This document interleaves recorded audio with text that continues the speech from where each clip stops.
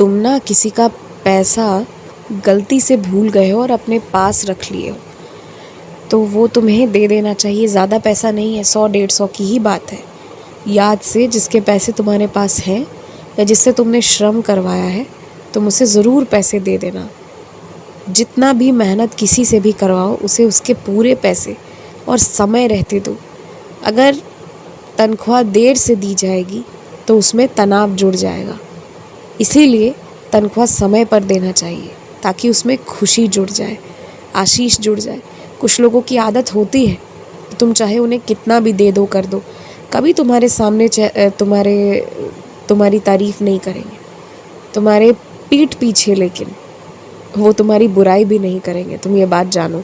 और वो बुराई करे या तारीफ़ करे, इससे कोई फ़र्क नहीं पड़ता, पर अंतर मन से ना वो ये बहुत अच्छे से समझते हैं कि तुम वफ़ादार व्यक्ति हो, और तुम्हारे इसी चीज़ की वजह से वो तुम्हें कभी छोड़ते नहीं हैं। तो सबका अलग अलग तरीका होता है प्रेम करने का, सम्मान करने का। कोई सम्मान करे ना करे, प्रेम करे ना करे, पर अपना काम करना ज़रूरी है।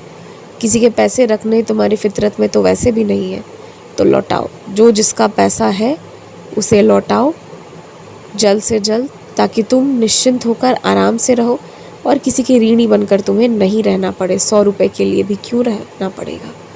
तो इस चीज़ का तुम्हें ध्यान देना है। तुम्हें जो मुख्य व्यक्ति है ना, जिस पर सारी जिम्मेदारी है, तुम्हें उसका बात मानना चाहिए और उस पर भरोसा रखना चाहिए, फिर सब ठीक हो जाएगा। जो तुम पैसे भेज रहे थे और सामान खरीद रहे थे, मेरा नाम ले लेने की वजह से वो खरीदारी वहीं के वहीं रुक गई। 1-1.5 महीने के बाद तुम्हें इस बात का ज़रूर एहसास होगा कि बहुत नहीं, बहुत ज़्यादा अच्छा हुआ, बहुत बहुत ज़्यादा अच्छा हुआ कि वो खरीदारी नहीं हो पाई, वरना वो इस तरह व्यर्थ जाता जो तुम सोच भी नहीं सकते हो।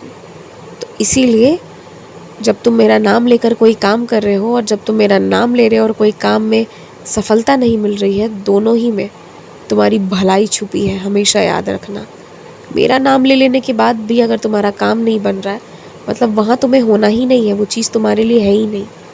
सीधी बात है। इसलिए भी मैं तुमसे ये चीज़ें कह रहा हूँ ना, क्योंकि कुछ फ़ैसले तुम बहुत जल्दबाजी में गलत लेने लगते हो, तो वो तुम्हें नहीं लेना है। इसीलिए मैं तुमसे ये सब कुछ कह रहा हूँ। जहाँ भी जो भी कोई है तुम्हारे घर का, जब तक वो शांत है, ठीक है, सब कुछ ठीक है। लेकिन कोई भी उदंडता भरा व्यवहार किसी के भी साथ करे, तो बोलने से पीछे मत हटो, अपनी बात ज़रूर रखो। चिल्लाने लड़ने को मैं नहीं कह रहा, पर अपनी बात जो वाजिब है वो ज़रूर रखो। खूब खुश रहो, आयुष्मान भवा।